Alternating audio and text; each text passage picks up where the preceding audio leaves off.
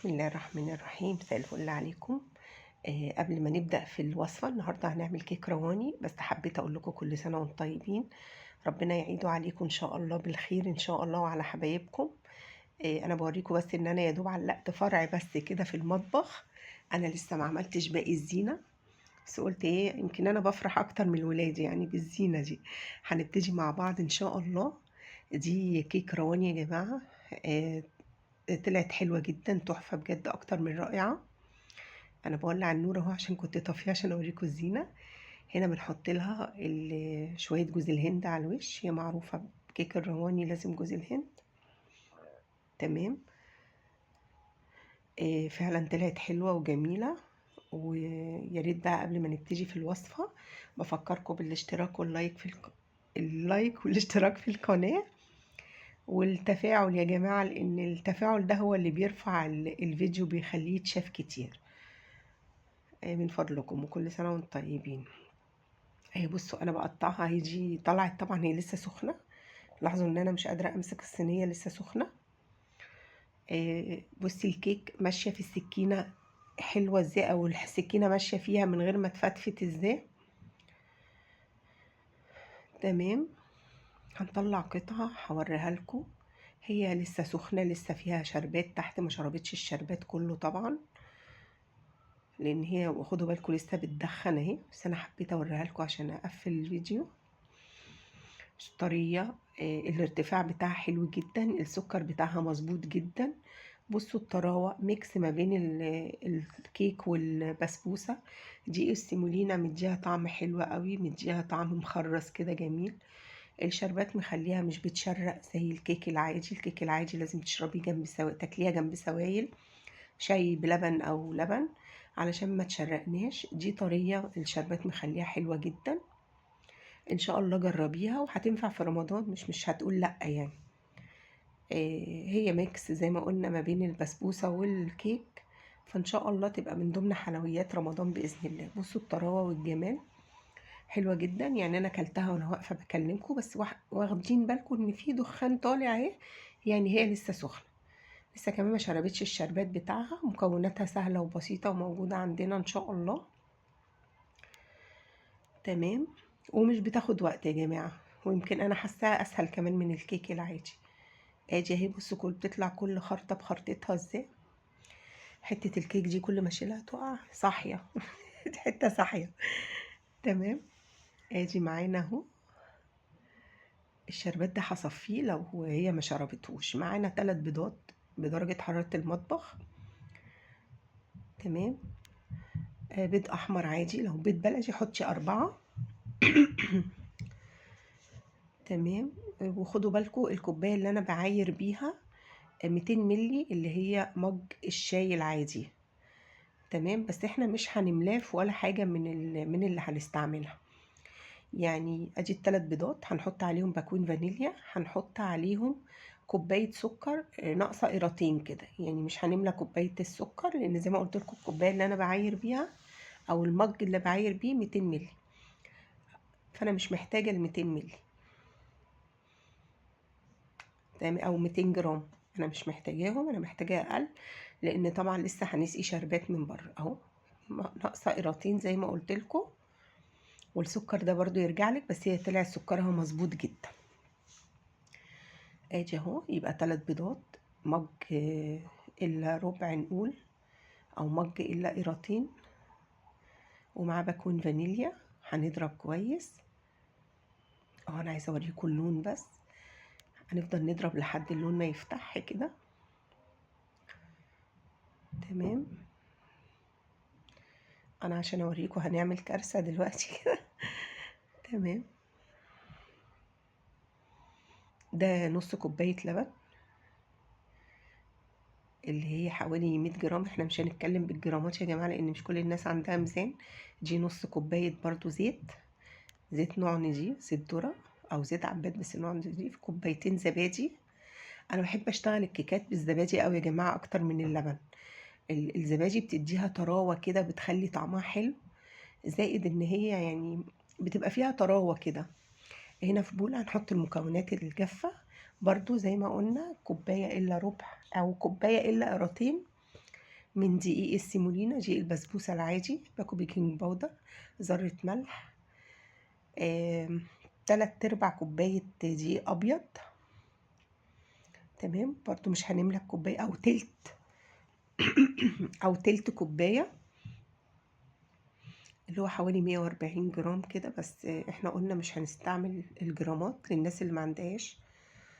دي 3 معالق جوز الهند، حبة 4 حطي براحتك، حبة 2 حطي براحتك، بس هي بتبقى حلوة قوي بجوز الهند.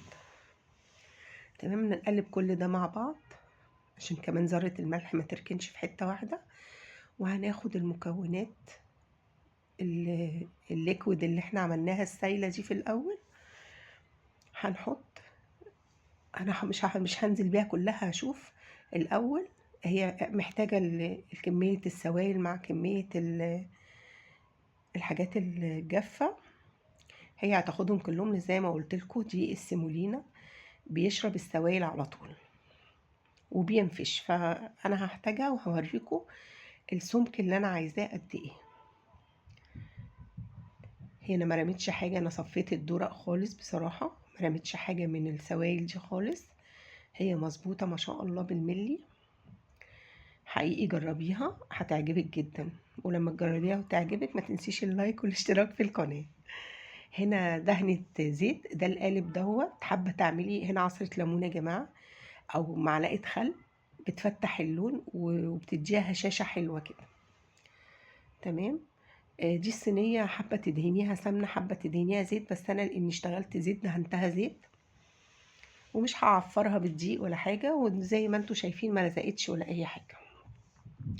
أنا مولعة الفرن على 170 ومشغلة المروحة، واول ما ادخلها يعني اول ما تنفش كده وتاخد لون هنزل التايمر على 150، اسيبها تستوي براحتها خالص علشان ما تحمرش قوي وقلبها لسه ني. تمام، ادي اهو. بصوا السمك اللي انا عايزاه مش تقيل ومش خفيف، لان زي ما قلت لكم دي السيمولينا. وما تسيبيهاش على فكره، اول ما تخلصيها حطيها في الفرن على طول اول ما يسخن علشان الدقيق ما ينفش ويشرب السوائل.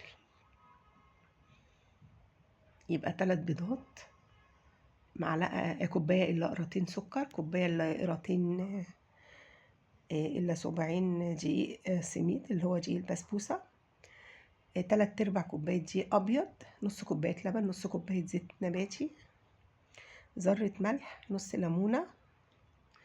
فكروني في حاجه كده نسيتها، والشربات وباكو بيكنج، الشربات اللي عملناه مع باكو البيكنج باودر.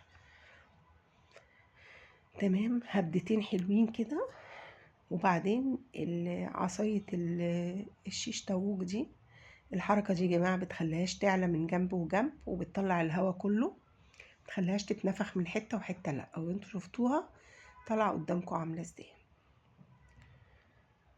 اجي معانا الشربات، كوبايتين سكر، كوبايتين ميه، وعصره ليمون مش اكتر. حابه تضيفي كيس فانيليا براحتك ضيفي. تمام، احنا عايزينه خفيف وسخن، يعني هو لازم يبقى خفيف وسخن، خفيف زي بتاع البسبوسه كده. اجي معانا كوبايتين سكر، كوبايتين ميه، الكوبايه التانية عصره ليمون. اقول لكم الليمون ده ممكن تستفيدوا بايه يا جماعه؟ بالقشر. انا مش برمي القشر ده، انا بحوشه وبحطه في غساله الاطباق. لو ما عندكيش غساله الاطباق برضو هينفعك في حاجات كتير جدا. ممكن بعد اكله سمك تحطيه في شويه ميه وتغليه، هيخلي ريحه الشقه ليمون. ممكن تدعكي بيه ايدك، ضوافرك. ادي بقول لك هنا 3 دقايق بعد الغليان. هي يا جماعه بصوا لو تاخدوا بالكم ان هي هنا مش عاليه قوي. اول ما هنحط، لان انا طبعا حطاها في صينيه كبيره شويه، اول ما هنحط عليها الشربات هتاخدوا بالكم ان هي هتبتدي تعلى، والدقيق السيمولينا هينفش فيها، وهو ده اللي هيخليها تاخد شكل اعلى. هي طبعا سخنه، الشربات سخن، انا سبتها بس دقيقه كده على ما الشربات سخنته تاني. بس كله سخن مع سخن، هتاخدوا بالكم هي تشرب الشربات على طول هتنفش شويه.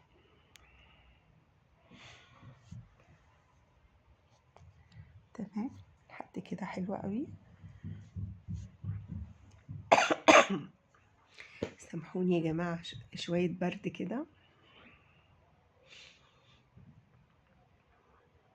ادي اهو هنفضل نسقي برضو، وزي ما قلت لكم في اول الفيديو هتاخدوا كله. طلعت حقيقي حلوة جدا. جربيها بالخطوات، بالمكونات اللي انا قلت عليها، بالمقادير اللي قلت عليها، وشوفيها هتطلع معاكي عاملة ازاي، وبإذن الله هتطلع جميلة، وربنا يحسن ما بين ايديكم. هتعمليها احسن مني ان شاء الله. انا قاعدة مستنية اهي انها تشرب الشربات. تمام، زي ما قلت لكم هتاخدوا كله.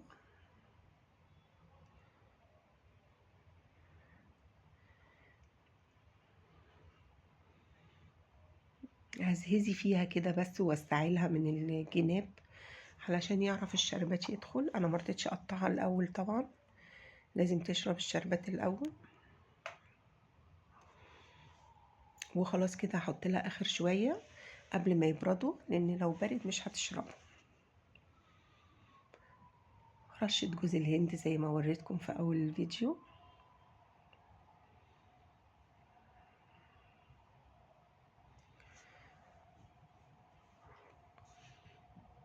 بس لونها بقى تحفه لما تحط لها الشربات. عليت، تحسيها ان هي فعلا عليت. والكيك الرواني يا جماعة لازم رشة جوز الهند دي، ولازم جوز الهند جوه في المكونات. وزي ما قلتلك وصفة حلوة، تنفع في رمضان، تنفع في الأيام العادية، فطار عشاء إن شاء الله. بعد ما رمضان يعدي على خير إن شاء الله، هتنفع معانا في فطار الصبح مع الشاي بلبن كده. أنا حقيقي كلتها وأنا واقفة بوريها لكم، عشان أنا مرضتش أسرع الفيديو عشان أوريكم هي قد ايه حلوة، وقد ايه طلعت مظبوطة، وقد ايه بصي تعرفي الكيك انها حلوة ومقاديرها مظبوطة لما تلاقيها وانتي بتقطعيها مش بتفرفت معاكي. سخنة يا جماعة والله زي ما قلت لكم، تحفة تحفة تحفة. هسيبكم بقى تكملوا الفيديو كده.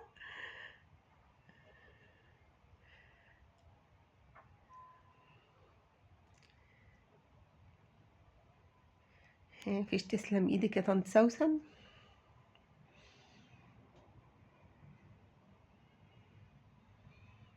صدقوني لما اقول لكم على حاجة طعمها حلو يبقى طعمها حلو، مش هغشكم يا جماعة، مش هكذب عليكم، حقيقي والله طعمها حلو جدا.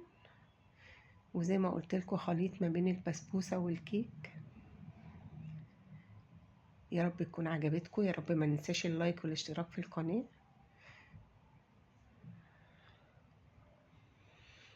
وكل سنة وانتم طيبين يا حبايبي.